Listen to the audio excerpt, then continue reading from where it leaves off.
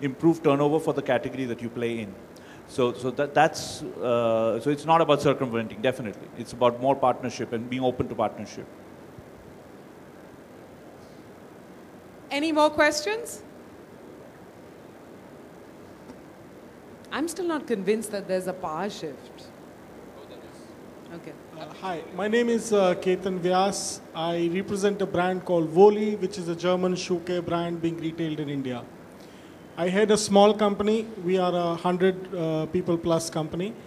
Mainly, our people comprise of in-store promoters who are selling at the stores. We get a lot of brand information from the brands where we retail, back-end information of the day of sales, what is the quantity, etc. My question to you, sir, is, Mr. Harish, when you get data, when you collate it, when your staff collates it, you get a lot of data which you like to see. Your sales are rising, your profits are rising. At the same time, you're seeing data which you don't like. There are stores which are not performing. There are counters which are not performing. There are tier 2 cities which are not performing. There is a tier 1 city performing, a metro not performing. As a CEO, what is the decision one should take when one sees data that he does not like, or it is not in line with his expectations of business? In just one more point, should he first look inside his company to say, how is this happening when it is not happening everywhere else? Or should he look outside his company to the retailer or to the wholesaler or the distributor and say, if it is not happening everywhere else in your city, what is wrong with your system? What is the decision he should start taking when there is a data which he does not like to see? Sir, you are certainly a CEO who is very hands-on with data. That comes through. I have a very long answer for this, but I can't give that long answer. I'll give you a short answer. I would advise you to look at data which is outside in more. Give a lot more weightage for outside in data than inside out data. Because half the time, we tend to get too, very involved with what we think. We stew with our own ideas. There is the jury of executive opinion within my own company. I have 6 executives. What they say is God's truth. Don't go by that. Look at the outside in data. I'm going to shorten this entire answer by just one thing. I have just written a paper on this subject of outside in data. Are you on Twitter, sir? Yeah. So you could just look up my Twitter link, Harish Bijur, @HarishBijur, and pick up that article. It'll answer your question, hopefully, in a 360-degree format. But if I may just take a few seconds, my question was a little different. I have data coming from outside. I have collated it. It's presented to me. And when I'm looking at it, I'm happy on certain accounts, but I'm very dissatisfied on a certain account. It's like the Bata example you gave. When one store is working, the other guy is not working. My question is, should I call my sales executive and ask him, what's the problem? Or should I go to the retailer and say, what's the problem? Sir, my answer is, you should not call your sales executive and ask him, because he'll only justify. You should not go to the retailer and ask him, because he'll also justify. You should go to the customer and the consumer who walks in and ask him. Not even ask him. Maybe you should just observe. The power of observational research is higher by a factor of 6.3 than the power of asking a question. I mean, I come up to you and ask you a question. Sir, how old are you? 42. Sir, you don't have to answer that. Most people answer that question dishonestly. Okay? Depending who's asking the question, if a pretty young girl asks me that question, I'm all of 48. I might say I'm 45, and try and get away with it if it's a pretty girl.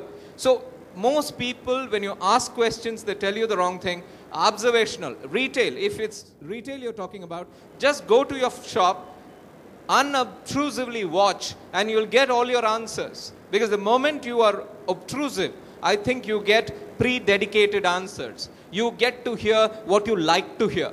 And I would love it if you listen to things which you don't like to hear. And never ask your people. Because people, unfortunately, reach their level of incompetence in retail, in sales, in marketing, in business rather fast. We can never, the consumer is moving much faster than any of us in our own companies. Okay, and can I just last thing, in that case, I think we're it's out a of time. one-line answer. He can give a one-line answer. Harish is going to be here. Okay, as soon as we wrap this up.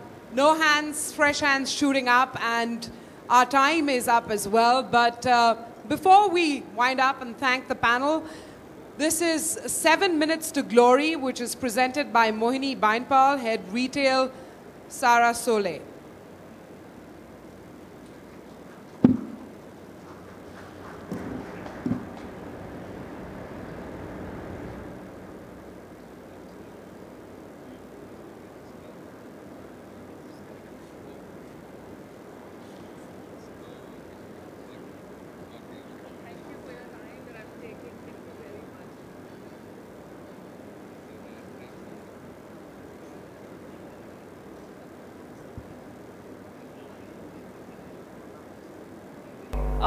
Before I start with my presentation, I'm going to start with something that's going to definitely excite all the men in the house here.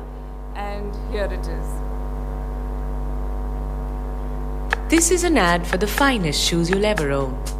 Inspired by the finesse of Italian designs, each pair is fussed over by more than 250 craftsmen. Now, we ladies would just love to own such a pair, but sadly they make shoes only for men, who probably can't wait for the movie to start.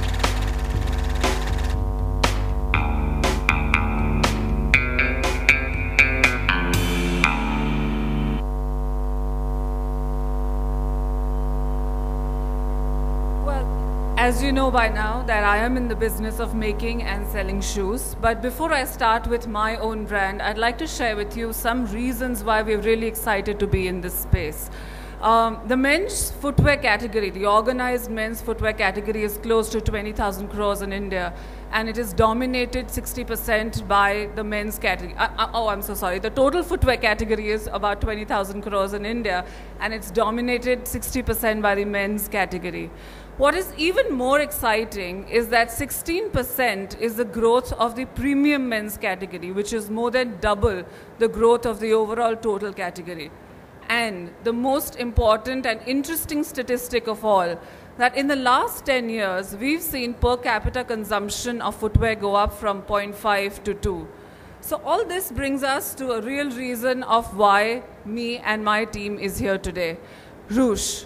What is Roosh? Roosh is a premium men's footwear, shoe, accessories, and small leather goods store, and we embody the spirit of celebrating style. I'll take a very quick diversion here and mention that we are not about fashion. We are not about the ever-changing trends of fashion which change every 3 months, but we are about timeless elegance that is forever in style. What does Roosh mean? Roosh is actually a Sanskrit word, and Roosh is passion in Sanskrit. And at Roosh, we are passionate about design, comfort, and craftsmanship. For those of you who haven't seen our store in Bangalore, this is a picture of a store.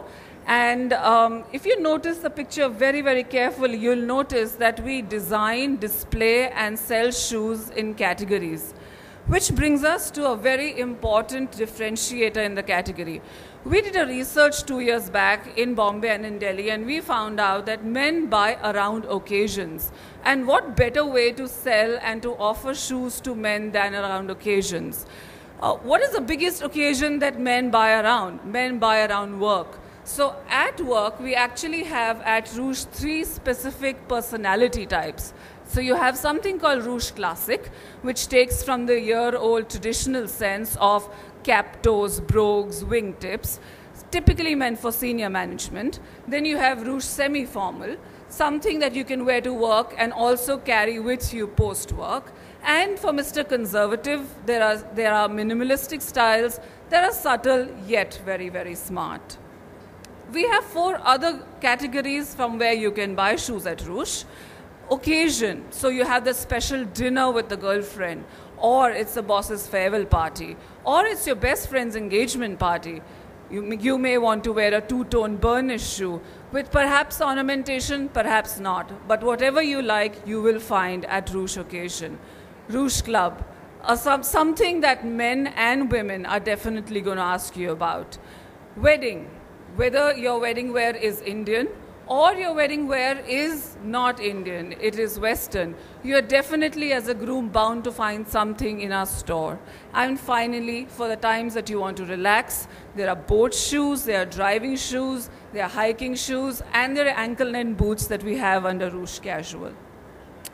So we take pride in not just selling shoes around occasion, we take pride in also how we sell our shoes.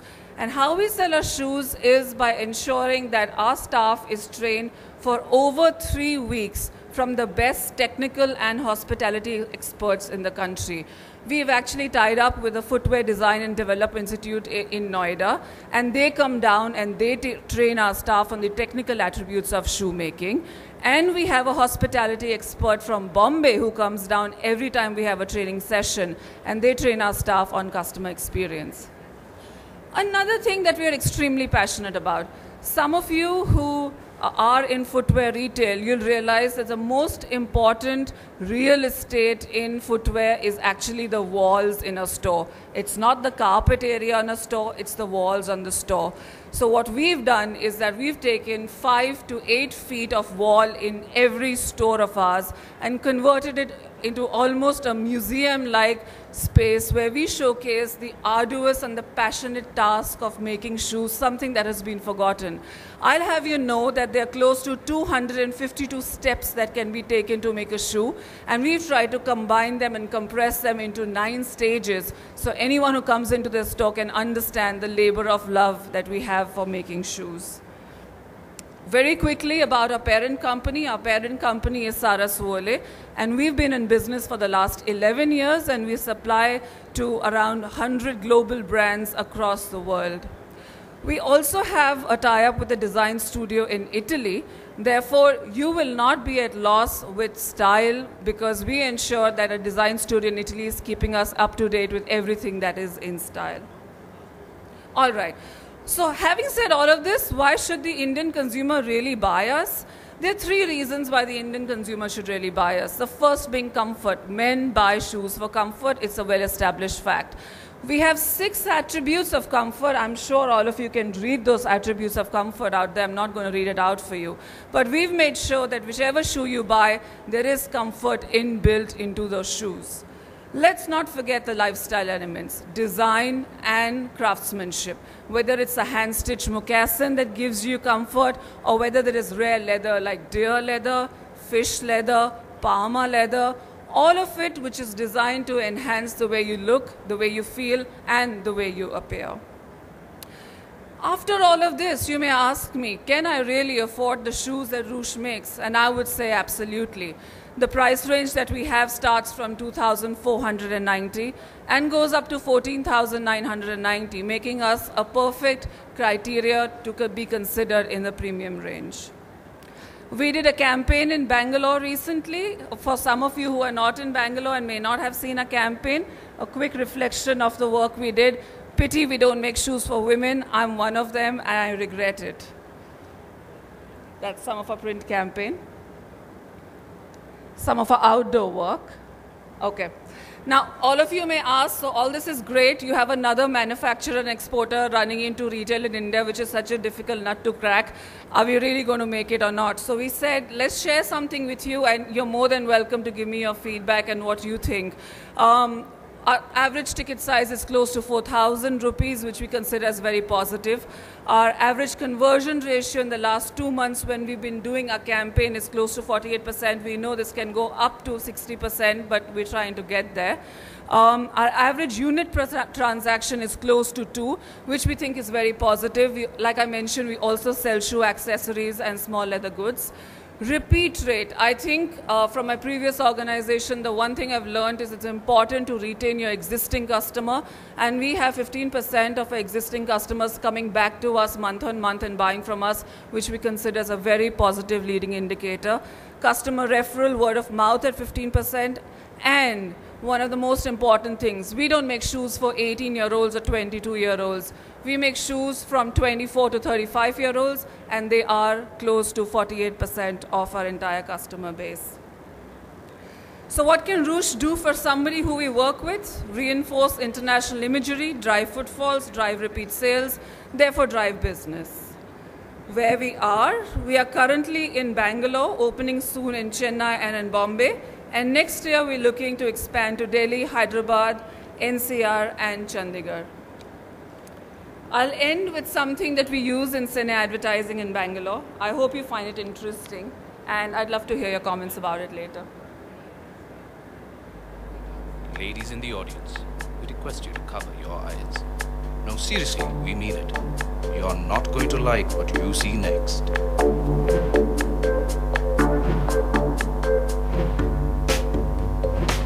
We do make the finest shoes, but only for men, who are probably out buying popcorn.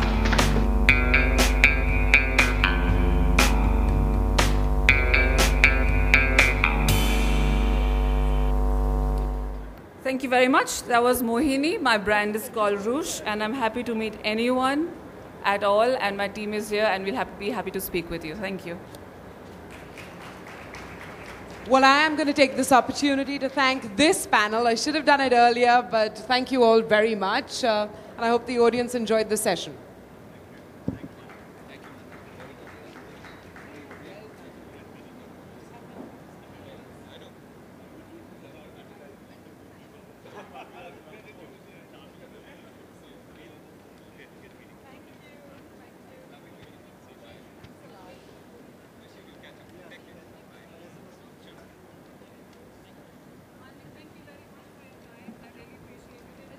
Ladies and gentlemen, we are about to start the next session, which is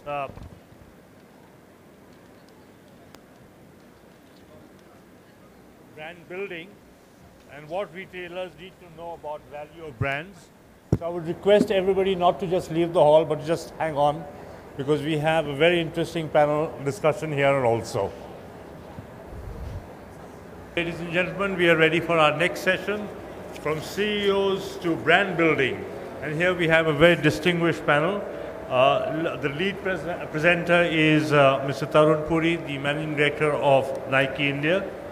May I invite Mr. Deepak Agarwal, MD Kazo Fashion, to come up to the stage, followed by Mr. Manish Kapoor, CEO of French Connection, Mr. Rajesh Jain, Director and CEO of Lacoste India, Mr. Rakesh Pandey, President, Retail and Business Development, Raymond's, Mr. Vijay Jain, CEO and Director of Aura, and of course our moderator is Mr. Tejwan Singh Gadok and CEO of Om Pizza.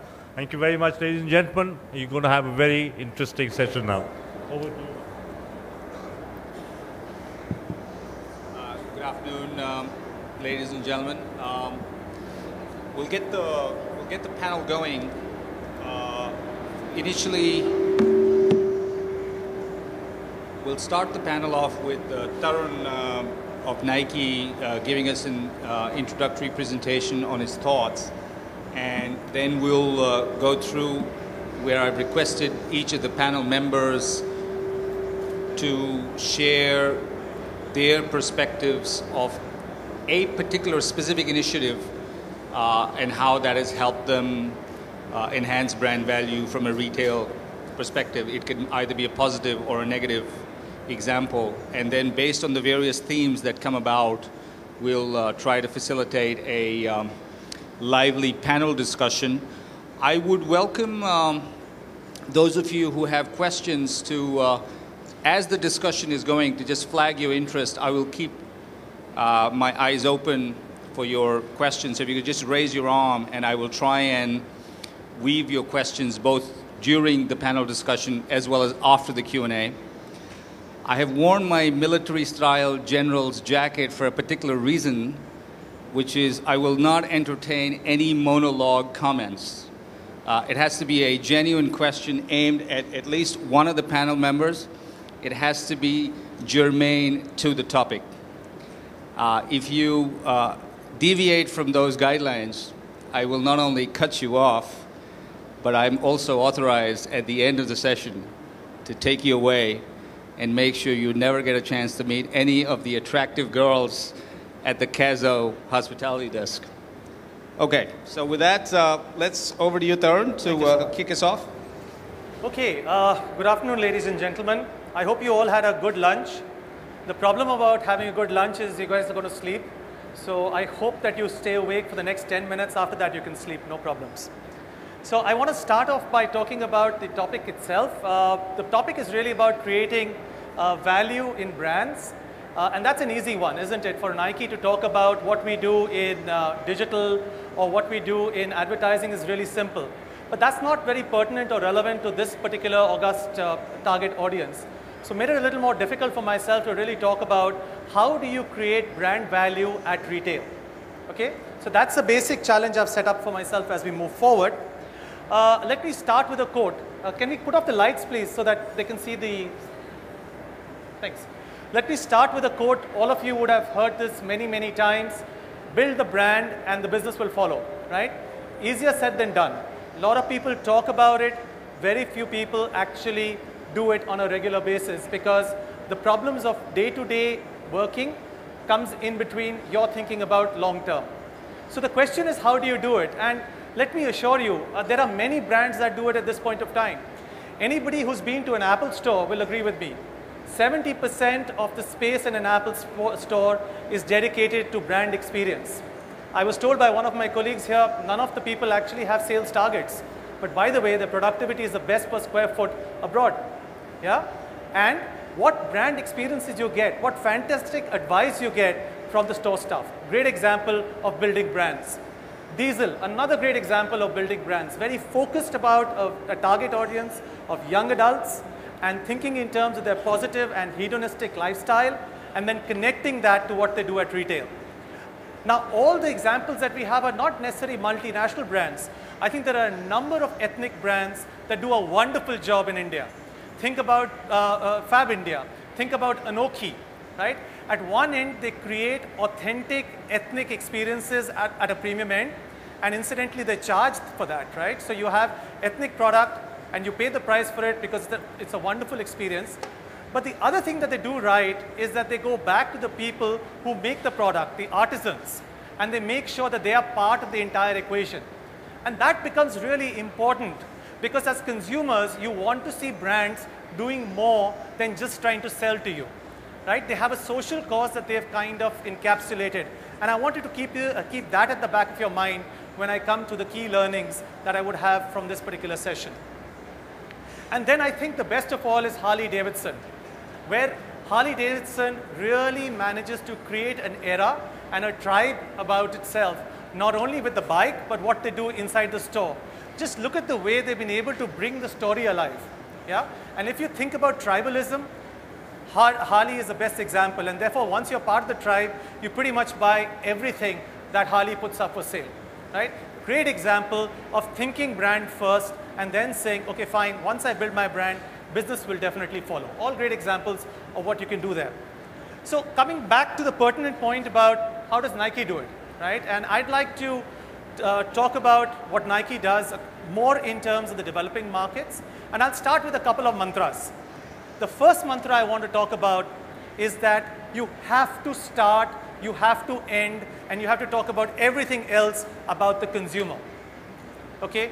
If you want to make money in business, start with the consumer, end with the consumer, and get neurotic about the consumer. In our case, the consumer is the athlete, right? So the first thing we say to ourselves is, listen to the voice of the athlete. And everything that we do permeates the thinking of what we can do for the athlete. That's mantra number one. Mantra number two is retail is our theater. Real estate in India is one of the most expensive in the world. We all bemoan the fact that our rent to revenue ratios are so high. What we forget is that captive space that we have, whether it's 1,500 square feet, whether it's 3,000 square feet or 30,000 square feet, has to be used more than just selling space. It has to be a way in which you can make an indelible connect with the consumer and sustain it over a period of time. So, keeping that in mind and talking about how retail is our theater and keeping the consumer at the very center of our discussion, you will note when I talk about the sub-points of retail is our theater, I will always refer back to the athlete because that's the center of our thinking. There are 5 key things I would like to put forward to you as to how we create value through our point of sale. The first is telling stories. The second is creating brand experiences. The third is athletes serving athletes. The fourth is innovation. And the fifth is motivation for the athletes. Okay? Let me take you through each one of them and try and expound on them a little bit more. So coming to the first one, telling stories. And I think a lot of brands do this. You can sell Manchester United jerseys by putting them up on a wall, right? But you look at the way it's been done here. You have Wayne Rooney. You have the entire Manchester United team. You suddenly have product in which they play the actual game, in which they train, and then in which they express themselves outside the training field in terms of lifestyle. You add equipment to it, and suddenly you have a holistic story. And where we do this, we sell 6 times the number of jerseys compared to places where we don't do it. Okay? I'm sure a lot of you think in terms of telling stories. Question is, ask yourselves whether you're really telling the story that you think you want to tell. Yeah? Clear? Let's get to the second one. And this is about creating brand experiences. And the example I've taken here is not an Indian experience. It's actually a South African experience that I've been absolutely fascinated with. It's a 2,000 square foot store, right? But the unique thing that they do in the store is that they have the Nike Run Club, which is about basically people like yourselves and me running, right? And they teach people how to run. The Nike Run Club starts at the store and ends at the store, okay? And inside that, they have lockers that they've given the guys who come to the Nike Run Club most often. There is a treadmill in which you can run in case it's raining outside. And they've got a pedometer which kind of puts together all the cumulatives of the runs that everybody in the Nike Run Club does. Okay? Finally, they test product and they trial product at that store. By doing so, you would have expected sales to drop because some part of the store has been carved out for the Nike Run Club. This store has much fewer SKUs, much fewer styles, and is up 60% ever since they've started to do that. Simple reason, because people believe when they think about running, this is the destination they will go to when they want to buy their product. They believe this place really understands them better than anyone else does. Point number 3. Imagine an athlete going into your store and you have a store staff that doesn't understand your product. The athlete is going to walk out, right? So we don't call our store staff, we call our store staffs athletes, right? And the only way you can get your athletes up to speed is by taking them out into the cricket fields, into the football fields, making them experience the product that we have because we have amazing product. So make them experience the product that we have. Here you have Vijendra Singh talking about training to the store staff who are athletes for us, right? So think about the consumer experience you're giving the athlete via your store staff. And are they truly authentic representations of your brand, yeah, in that particular environment? For us, what's most important is sport. So you take them out to a place where you can give them that sporting environment and then then explain product to them. Trust me, much easier. The messages go home much easier and they internalize it much better. Point number 4, and this is about product. Now, think of yourself as a runner. What you require as a runner in terms of footwear is simply faster and lighter shoes. In the last 42 years, all Nike has done is to make their shoes lighter and faster. This particular footwear that I put up here actually weighs 160 grams. It's lighter than any of the top 3 marathon runners wore in the World Championships in 2011. For people who know footwear, it's normally an accumulation of about 90 to 100 pieces, right? So footwear is quite complicated, extremely labor intensive. You put it together and it takes a lot of time. This is one piece. You then go to every extent possible to make sure you have product that connects up to that particular consumer. And the last point I want to make to you is that life is changing. Consumers are not there to just buy your products. Consumers want more. So let's think about what an athlete requires. An athlete requires motivation. People like you and me want to be motivated so that we can exercise more, so that we are fitter. The Nike Fuel Band, great example of that kind of an offering. The Nike Fuel Band basically takes any kind of exercise that you do during a day and it converts it into fuel points. So you know as to how much of energy you've expended in a day. So I have, for example, a Nike Fuel Band here, and if I press it, it basically tells me how much have I done. You'll see it's largely in the red, quite simply because all I've done is to take a flight and I've had lunch. So if you have no exercise, naturally you're not going to get any points, right? So great way to motivate people like us to be better athletes. At the same time, you're also talking about athletes who play basketball or who train or who run. The guys who play basketball want to know how their game has gone, how high they jump, etc. These are tools that actually help them do so. So in summary, what are the key learnings that I have? Very simple learnings that I've taken from Nike and put forth to retailers. The first is be neurotic about listening to the voice of your consumer and internalize it. The second is retail is our theater. And in retail, you have to think about two things, brand and product. In terms of brand, think about how you maximize the brand within retail. Tell amazing stories, create great experiences for the consumer, and make sure you connect with the consumer with your store stuff, right? In terms of your product, please make product your hero. Be proud of your product, right? Make sure that your product connects to your consumer. Make sure every product in your store connects to your consumer. And finally, life has changed. It's important that you think beyond product. Think about sustainability. Think about, you know, the artisan that actually made that product for you. Think about motivation and services. What are the value adds you can give the consumer? Because trust me, the consumer is looking for much more than just the product that you sell. So that's pretty much it from my side. Thank you. Thank you, Tarun, for an excellent overview. Nike, of course, is a great example of this topic. But let me now throw it over to our panelists, and feel free to talk about your brand or any other brand example that you feel is germane, either a positive or a negative example of using the retail space for creating value for your brand. Hi.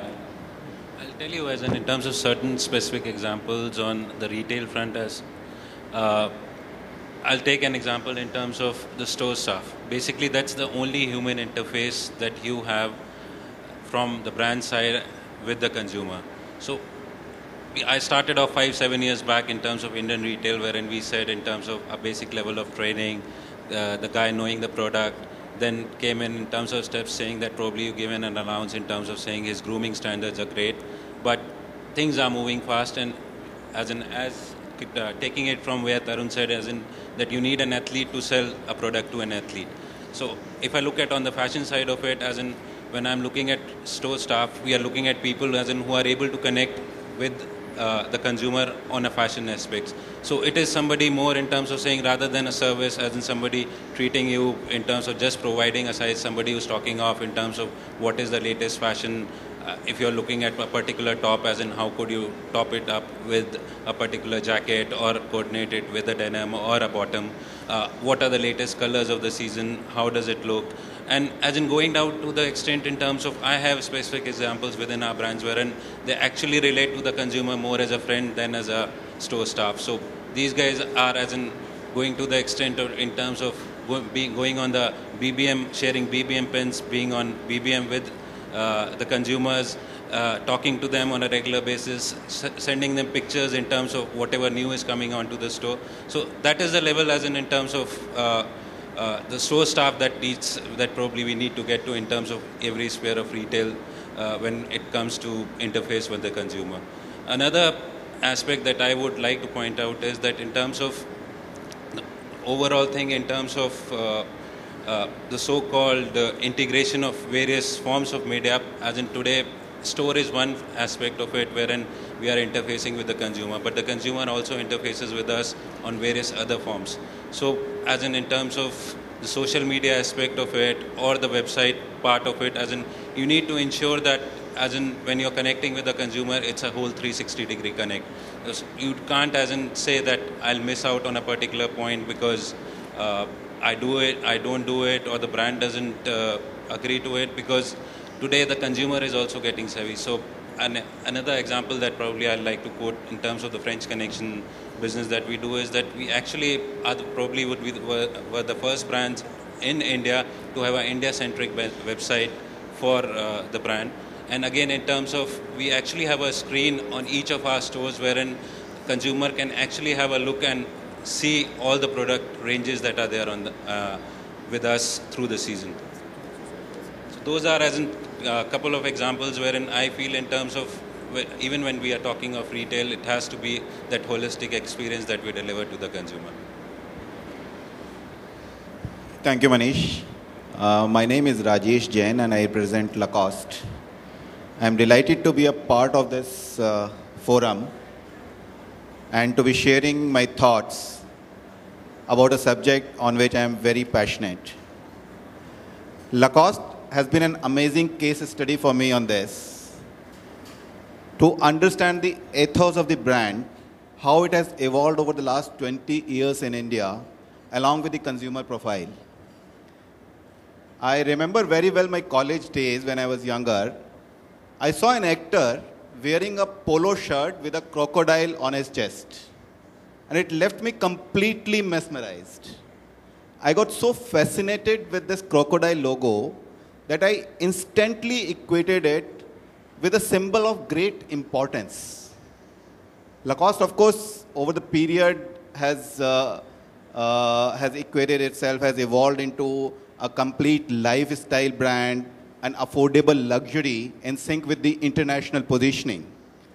But the question is, how does a logo become the symbol of the value of the brands?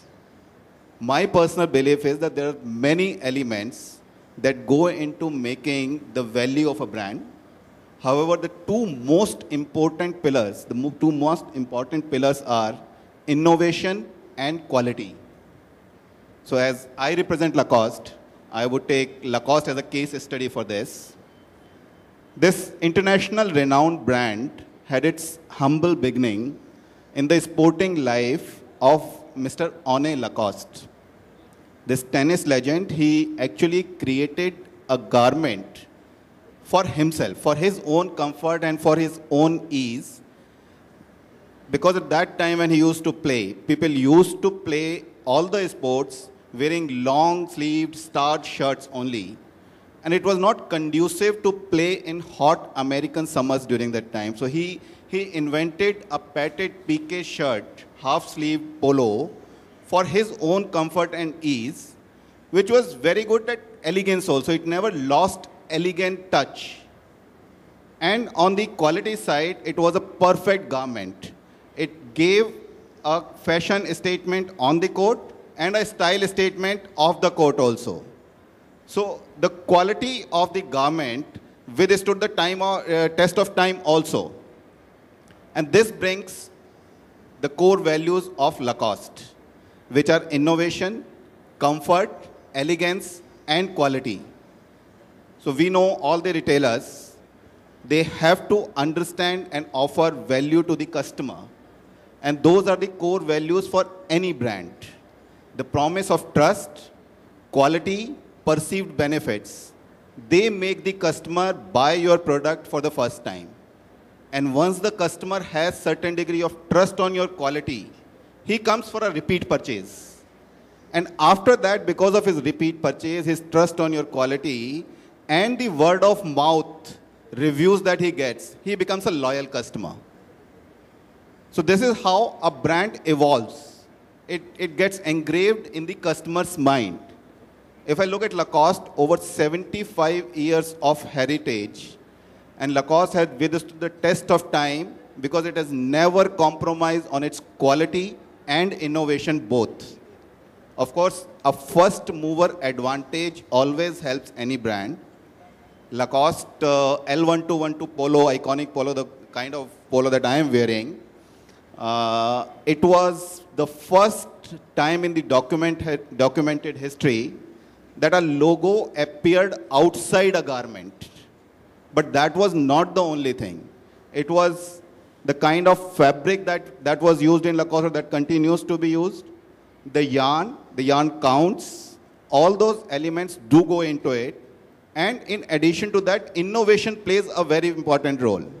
So the Lacoste L1212 iconic polo, which is offered in 5 style fits, like regular fits, Italian fits, or stretch fit, they continue to be offered to all the customers for all type of body fits. And along with that, Lacoste offers new innovative styles. new fabrics, new yarn counts, fluid fabrics, fabric finishes, all those things go into making it an innovative and quality product. So that brings me to the second pillar of a brand value, which is innovation. So in my opinion, these two are the most important elements to make the brand a value proposition. While of course there are other things like your visual merchandising, your footprint, the number of footprint, how the visual merchandising has gone into it, your communication efforts, all those things of course are there. But in my opinion, they're more of hygiene factors. They have to be there. No brand can afford not to have those things. But the most important pillars are innovation and quality. Thank you. Thank you, Rajesh. Thank you, Rajesh, and Manish for setting that up. Before I, request my colleagues on this side of the panel, I'd really request you to tease out for our audience and for this panel, what is the specific aspects of retail in building the value of the brand? I mean, just to play devil's advocate to the points Rajesh made and just to help spur up a lively debate, I was thinking about the points Rajesh was making, and I was just wondering, what is it that would make a person want to go to a Lacoste store to buy a Lacoste product as opposed to, buy it from any other departmental store or from a e-tailing channel, for example. So I think if you could, dwell a little bit about the retail specific aspects, that would be great. Thank you. Hi, Deepak Agarwal from Kazo. And I think, as Mr. Pavan said, retail plays a big role in making the brand. And as a colleague was telling all about the Nike and things like that, retail experience, the brand experience is all about the brand experience. And the brand experience is definitely very well connected to retail. I can give you, Kazo, I'm very proud to say Kazo has been one of the brands which has been positioned themselves very well through retail. And I think we would have never been able to do that if we had been choosing any other channel except retail. If you see, there are many brands, if you go across Europe, there have been numbers of brands in line, which have been, there have been brands for years, but they are not the retail brands, I would say. They are brands in fashion, but they are only wholesale brand. They have been making the collections, using the channels to sell throughout the country in different small stores, and then supplying the goods to them. So they are using the channel which is called wholesale channel or different other channels. But if you talk about retail brand, I think the brands who are retailing, who are totally purely into retailing, fashion brands, they have a different outlook and a different catchment altogether. They give the brand experience. They don't sell only the brand, they sell the brand experience. And that is what I think Kazo have been doing so far. So we've been selling experience for the customer who comes in. Of course, no doubt, as our colleague Lacoste was telling about, end of the day, it's experience and three main things for retail, which I would say it's product, product, and product. That is for sure the main criteria for retailing, but it is all connected to retail with the brand, how you position yourself. And that's how it is. Yes, please.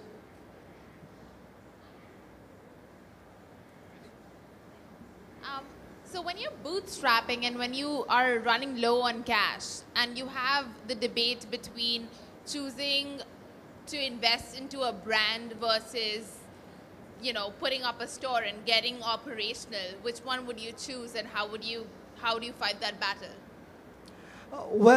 It's two different games. What do you want to look into as a strategy?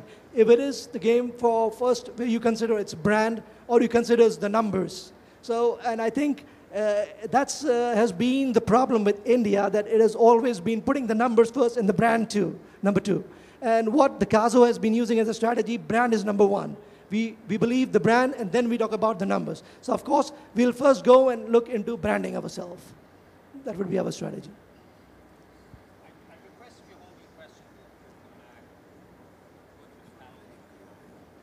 Yeah, can I ask a question? Yes, please.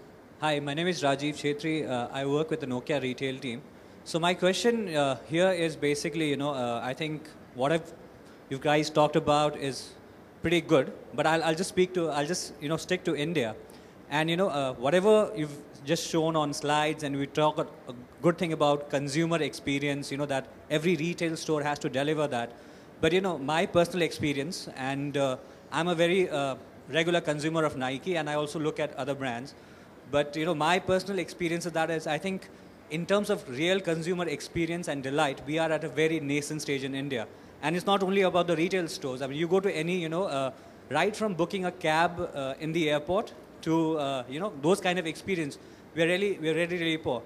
So what do you guys think that, that if you really want retail to be the flag bearer or theater as he mentioned it, what should be done so that whatever you have in the planning stage gets executed properly at the store level? Because it's where the rubber meets the road, ultimately for a consumer like me. So what do you think you guys should do? And from a very India, again, I'm just sticking to India specific. Yeah, and I think we tend to be apologetic about India, which is not right. Okay, just because we're in India, the consumer today does not give us that allowance, because the consumer today is seeing stores in India and is seeing stores in the UK and the US, right? So that little thing that we can put together and say, hey, this is India and chalta hai, has to leave. I get where you're coming from. I guess the fundamental thing is, are you setting the North Star or where you want to go? Life is a journey, right? There are practicalities of what you have to do on a day-to-day basis. But are you clear about what you want to get to and when you want to get to that, right? Once you've got that clarity in mind, and as long as you're unrelenting towards that, yeah, it's fine. So there are going to be bumps along the way. There are going to be practicalities that you'll have to manage along the way. But every season, if you're not doing a better job of your merchandising and your retail and the quality of the brand experience you're giving the consumer, you're not doing your job. Hi. As you're talking about specifically of India, I can say to you that, of course, the awareness in our country is not as per the awareness in Europe, because there are so many like-minded brands. And India is, of course, coming up with so many brands. Slowly, like if you see, we ourselves as a brand Kazo, where we are sitting with the brands competing to us like Mango, Zara, French Connections, or so on, we are doing much better in those malls than the malls where those brands are not existing. So I think it's a point of awareness. And when the person starts linking himself to the brand, that's all about the brand. I think it's the whole experience. And I think that has been somehow in India that we have not focused on the experience, to give that experience to the customer. And if you see, the Kazo has always been how we've been focusing ourselves, as he was saying about the stand we have. It's about the factor, what we want to create in the brand Kazo. I think one of the points I'd really love the panelists to bring out, and this might be a good segue for me to hand over to Rakesh, is in relation to the question the gentleman asked about the difference in consumer experience in the Indian context. I suspect a lot of that actually has to do with the enthusiasm and zeal of the retail representatives or the store associates, the extent to which they have the requisite product knowledge and convey the enthusiasm for the brand. So I'd love for you, both of you, to share your experiences in that aspect. Excuse me, can I just add to that? This guy has that? managed to crack it by having the most attractive looking women at the store. But how do you do it? Excuse me, can I just add on to that? Because, so my question was, why do we have a different consumer experience elsewhere in the world, and why a different level of consumer experience in India? That's my question. Why do we have that gap?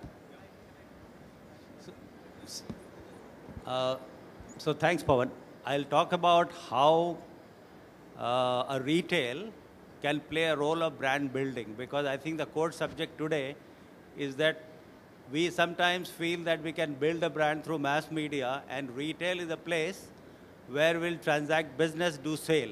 Of course, that we do, but I think we underestimate the power of branding which retail can bring, and I think I'll bring you back to the point which Pawan was making. The key question here is that how does your store consumer experience link up with the brand personality? Because the moment of truth which the customer gets in the store about the brand, the customer walks into your store, with a particular brand thinking in mind, which you have communicated, and the moment of truth happens in the store. So what we have been trying at Raymond is that let us design the DNA of the store. Because the point you're making is that how do you make the store experience synergize with the brand thought? It has to be designed. It cannot be by accident, and every store this has to happen. So in Raymond, what we have done, we said the DNA of the store, which is through a process of linking the brand, is warmth, expertise, responsiveness, which is in line with the complete man positioning which Raymond has. Now, just by merely saying so, it doesn't happen. Then we have designed the steps in the store, which will make sure that when the client walks in, he gets these 3 points in various interactions. It could be at the cash desk.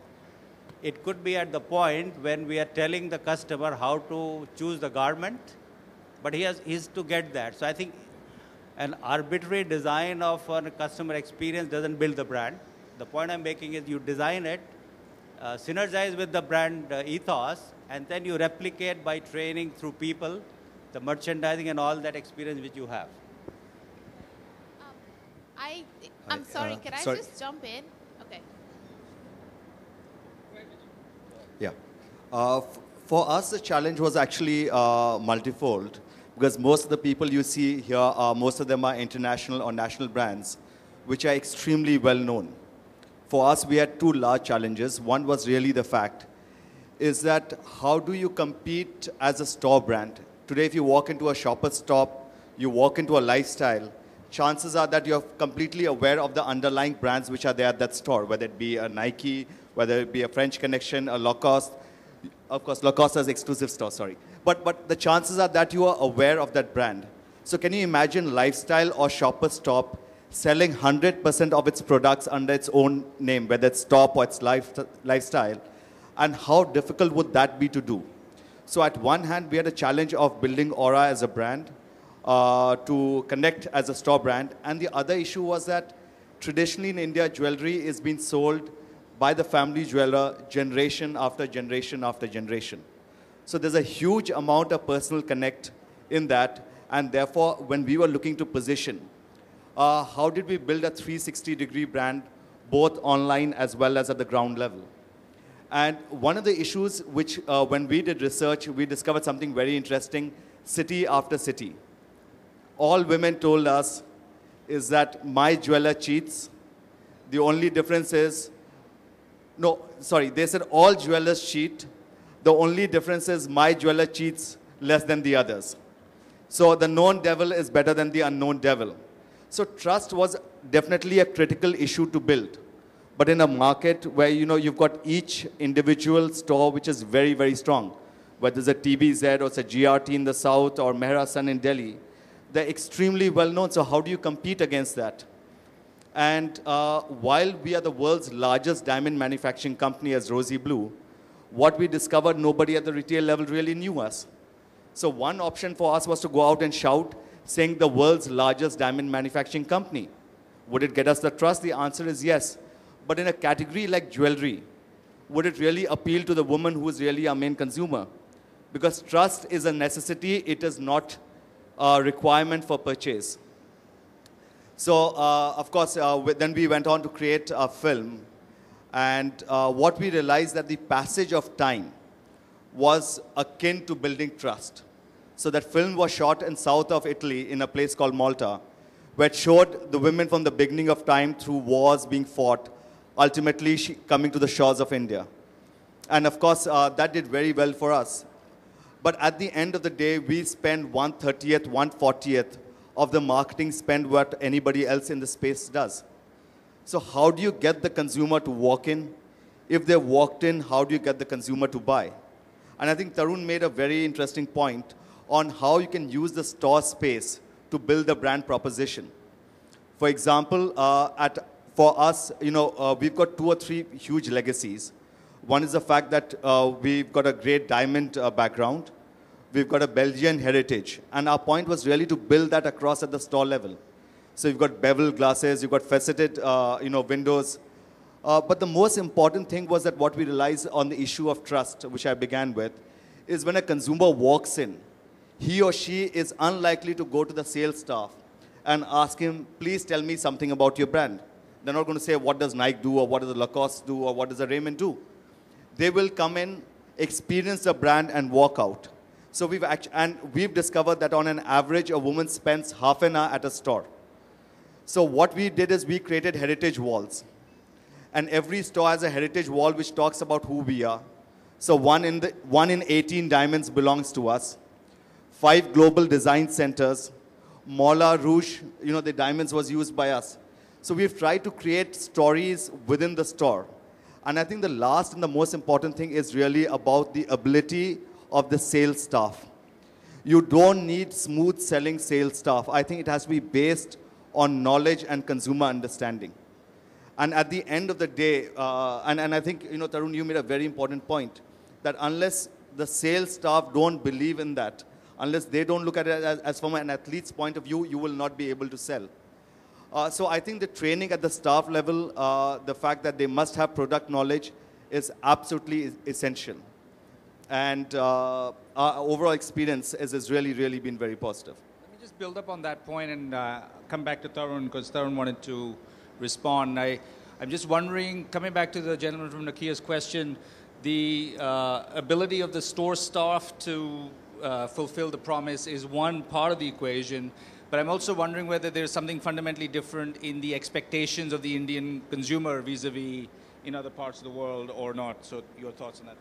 So I don't think the expectation of the consumer is different. But I think there are some reasons why we've not been able to get the quality of experience that we want to get to. Firstly, please remember, retail in India is very young, right? Compare it to, the US, etc., where it's been there forever.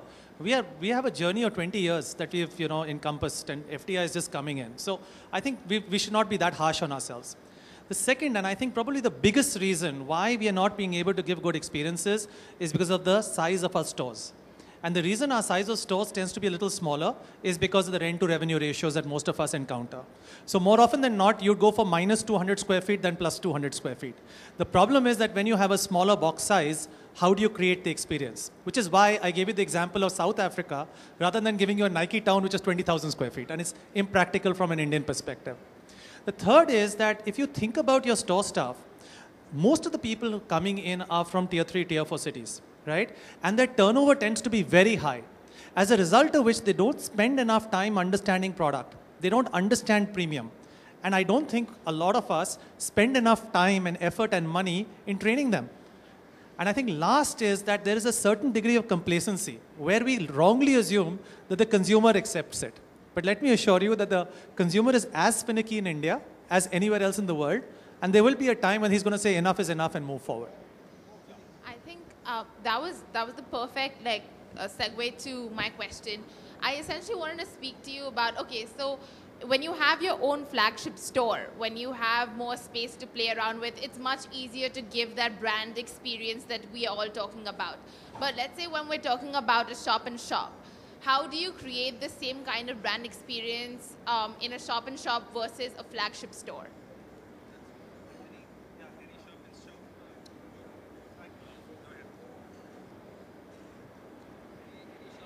See, basically, in terms of the biggest thing is that even the shop and shop, you have to treat it as your own store.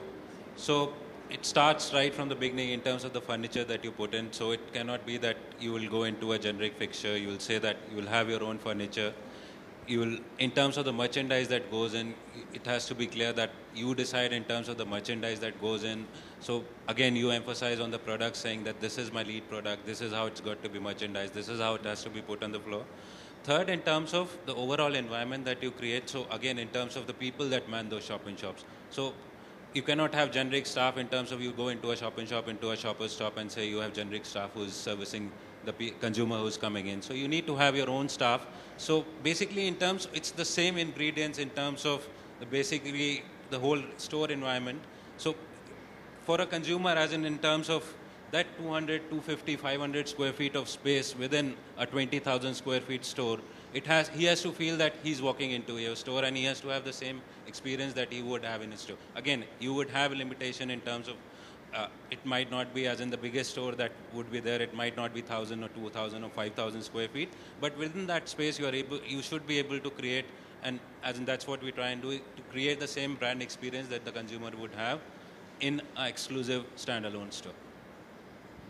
Well, I can say that shop-in-shop model for against the flagship store you're talking about, there is definitely a great difference between shop-in-shop model. When we started up, we were, of course, also starting up some with shop-in-shop. And we see by doing that, we are diluting the brand. And we need to work on first only flagship stores or EBOs so that we are sure. And even the same goes with the franchisee model in India. As he was just rightly saying, the store size and the mindset, people changing in India, the employment and all. They're not well aware about the brand hygiene. What does the brand mean? What is all brand about? So we've been very, very focused on positioning the brand. And in fact, we created the level that now the people come in, the experience what they give them, they say, is the brand from Italy? So everybody, most of the people in the fraternity still thinks the brand is from Italy. It's not from India anymore. So that is about positioning. And I think we could have never done that if we would have been starting up with a model of shop-in-shops or I would say franchisee. It's after the brand is mature to handle that shop-in-shops and create that understanding with the shop-in-shops. Then, of course, it can create the same experience. Yeah. I would have some very, very simple advice for you. And this we've learned the hard way, which is that when you're looking at shop-in-shops where you're worried that you're going to get lost, make choices. So we have 7 categories, right? And if you ask us, we want to put all 7 categories in 500 square feet. Consumers don't understand it. If you take away 6 of those categories and just focus on one category and make the story come alive and have good product to back it up, it'll win. You put more product in and you go wide, you'll lose.